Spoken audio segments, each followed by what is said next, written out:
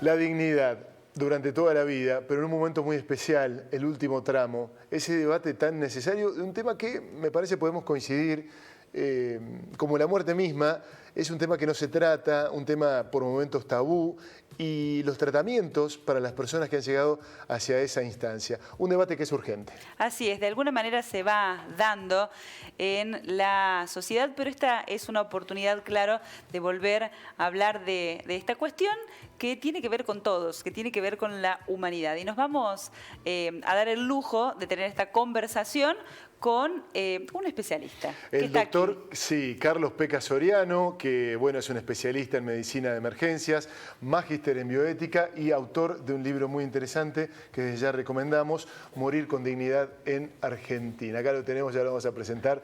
Perdón, señor director, por la improlijidad. Doctor, buenas tardes, bienvenido, gracias por estar con nosotros. Buenas tardes. Hola, gracias. Me siento muy contento de estar acá, invitadas por estas señoras grosas que tienen una organización perfecta y además una gentileza de haber hecho un labor impecable para poder traerme.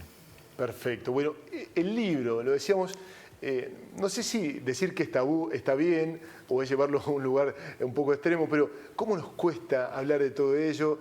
¿Cómo nos cuesta hablar incluso de la gente que queremos, de nosotros mismos poniéndonos en esa situación, en ese momento de la vida, ¿no?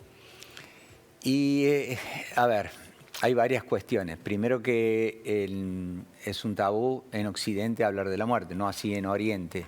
Hasta el siglo pasado existían el Eros y el Tánatos. El Eros dejó de ser tabú porque está el matrimonio igualitario, la fertilización asistida, la ley de IVE, los sex shops, etcétera, etcétera, etcétera. En cambio, yo les preguntaría a cualquiera de ustedes cuántas veces habló en la última semana de muerte. Seguramente la respuesta va a ser ninguna.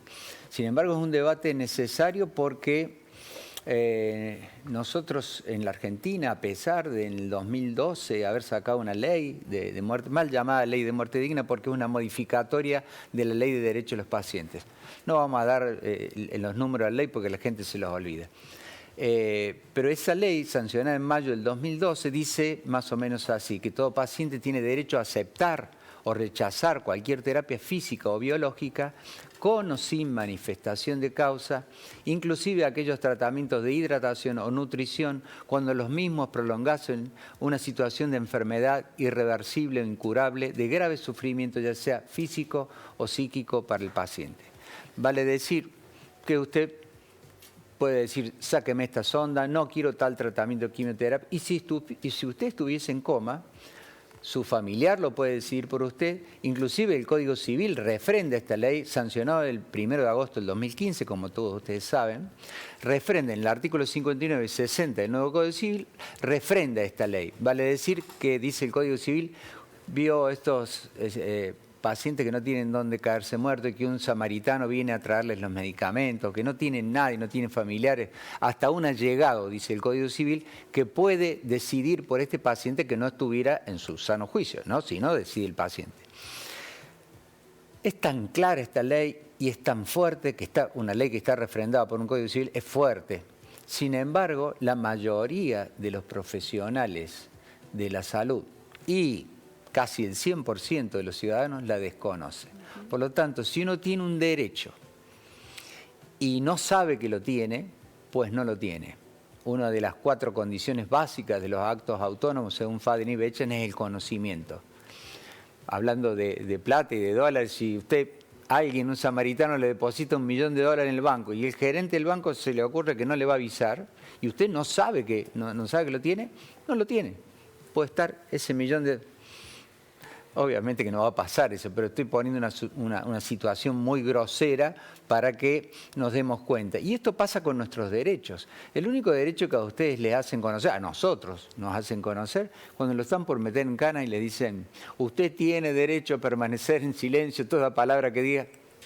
Ahora, ustedes, que seguramente visitan algún hospital de vez en cuando, no ven en las paredes de los hospitales la ley de derechos de los pacientes, la ley de muerte digna. O sea, el no conocer que uno no tiene un derecho hace que uno no pueda hacer que se respete ese derecho. Entonces, cuando uno está en las clases de medicina y les pregunta, charlando con la gente o cualquier conferencia, ¿quién determina la dignidad de un ser humano? Todos levantan la mano rápidamente y dicen, el mismo ser humano.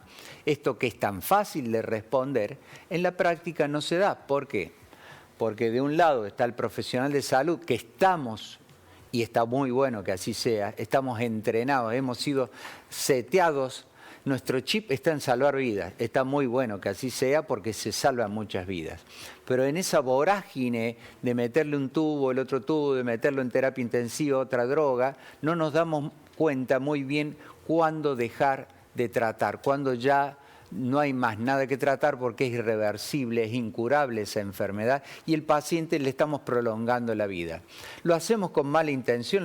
No. Con la mejor de las intenciones se puede vulnerar de esa dignidad. Y del otro lado está la familia, que no quieren que el Pecas se le muera o que Rosa se muera, porque es lógico, porque uno quiere a su familiar y uno quiere que se quede con uno. Entonces pensamos en la dignidad nuestra y no en la dignidad del que está muriendo. Entonces esto que fue tan fácil de responder, en la práctica nosotros tenemos por lo menos una llamada semanal de gente que se está muriendo indignamente y el profesional sigue insistiendo con prolongarle la agonía. Miren, acá las palabras son muy importantes. Decía Mario Alfonso Puig en su libro Reinventarse, las palabras marcan realidades. Las palabras marcan realidades. No es lo mismo decir dejar morir, te estoy dejando morir, que permitir que la naturaleza actúe. Son dos cosas que parecen iguales, pero no son iguales. Y marca ese decir, te estoy dejando morir. No, estoy dejando que la naturaleza actúe porque ya no tengo más nada que tratar. Sí tengo por hacer. Puedo acompañar, puedo aliviar, puedo consolar, puedo apapachar, puedo estar con el paciente, ¿no? Doctor, le Sí. quiero consultar ¿Cómo no? por el rol o el papel que cumple la religión y la cultura. Bueno, la religión abarca toda una serie de creencias, ¿no? No solo la católica. Usted sabe que hay muchas religiones. La nuestra, la preponderante, es la católica. En España, que es un país muy católico, que se ha sancionado la ley de eutanasia Estamos hablando de morir con dignidad, ¿no?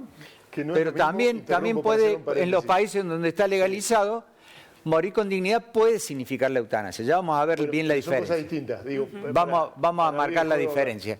Pero respondiéndole a la pregunta suya, la religión es una cosa, los fieles, y otra cosa es la cúpula eclesiástica. Una cosa es lo que piensan ciertos fanáticos de la cúpula, y otra cosa es lo que piensan, porque usted cuando hace una encuesta, nadie quiere sufrir, nadie quiere prolongar su agonía. Y usted le pregunta al creyente, más creyente, y dice, no, yo no quiero sufrir, no quiero sufrir. Y yo no quiero ofrecer mi sufrimiento a Dios. Habrá algunos que sí, pero son la minoría. A esa minoría se las respeta, como todo es respetable. Yo no estoy de acuerdo con que los testigos de Jehová no se pasen sangre, pero debo respetar que los testigos de Jehová tienen la creencia que pasarse sangre está mal, ¿cierto? Eso sería un ejemplo también extremo, pero para que usted se dé cuenta de que las creencias son respetables, pero también los derechos de las personas no creyentes y de las creyentes que no quieren morir indignamente deben ser respetadas. Todo aquel derecho, toda aquella ley que venga a ampliar derechos y que no hiera a un tercero, debe ser bienvenida por todos. Claramente. En ese marco, usted que tiene tanta experiencia de trabajo con personas que están en el último tramo de su vida, ¿qué pasa por las mentalidades, por supuesto, aquellas que están bien, que son conscientes de lo que viene, son conscientes de lo que tienen?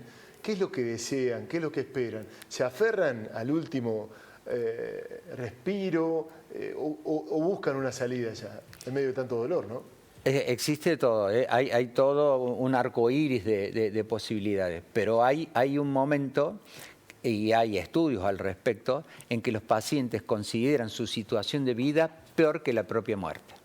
Eso está estudiado y está medido, y realmente uno lo ve en la práctica. Yo tengo 40 años de terapia intensiva, y mi propia madre me dijo, Pecas, basta. Mi madre tenía un cáncer terminal. Pero no quiero dar testimonios así. Son múltiples los casos. Por eso, además de medicina de emergencias, yo hace 25 años que me dedico a la bioética, que es una transdisciplina que está atravesada por la filosofía, por la psicología, etcétera, etcétera, que trata de unir ciencia y humanidades. Si todo lo científicamente posible es éticamente bueno hacer, si nuestra moralidad va por buen camino o hemos equivocado el camino, y reflexionar críticamente. ¿Sabe por qué? Porque cuando a uno lo empujan en medio del mar y uno por internet quiere aprender a nadar se va a ahogar, se va a ahogar. Con la muerte sucede lo mismo. Si usted no ha hablado previamente, no hace falta que hable todos los días, pero ¿cómo quiero morir yo, Peca? Mira, yo no quiero estar atado a tubos y no quiero que me prolonguen la agonía, o si estuviese con un accidente cerebrovascular, con medio cerebro volado, que no puede emitir palabra, yo no quiero seguir prolongando la agonía e internado en una cama de terapia. Quiero morir de la mano de ustedes. Por ejemplo, es una charla posible. Y así sucesivamente. ¿Por qué?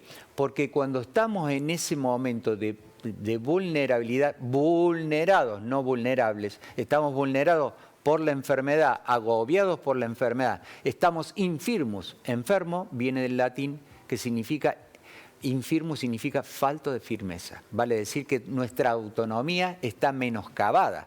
¿Por qué? Porque nos ha vulnerado la enfermedad. En ese momento, en medio del mar, nos es difícil aprender a nadar. En medio de toda esta indignidad que significa las cercanías de la muerte, nos es difícil reflexionar críticamente.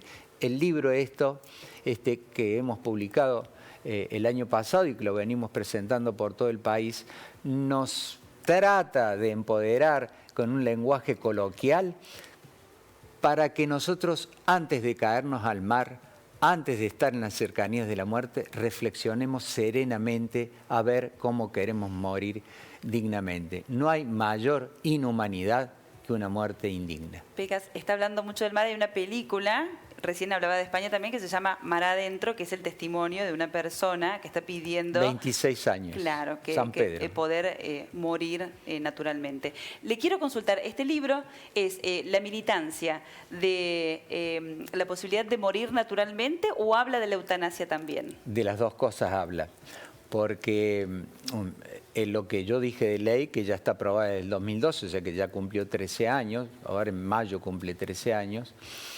11 años, perdón, habla de retirar el soporte vital.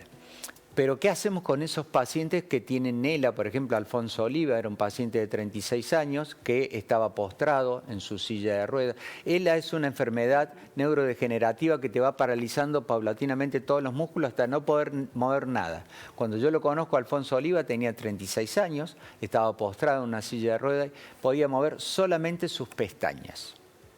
Con las pestañas miraba una computadora, miraba la H, pestañaba, miraba la O, miraba la L, y después de 15 segundos te decía hola.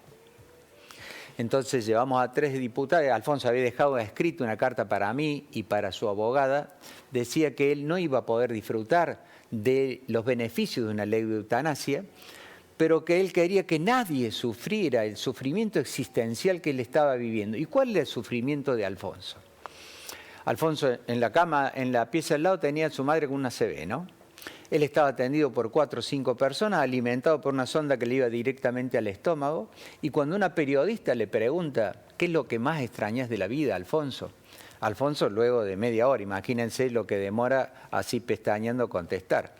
Dice Alfonso, dijo, voy a ser franco, jugar al fútbol, hacer el amor y comer. Esto que están haciendo ustedes, tomando un vaso de agua, lo que hicieron esta mañana, desayunar o al mediodía, él no lo podía hacer.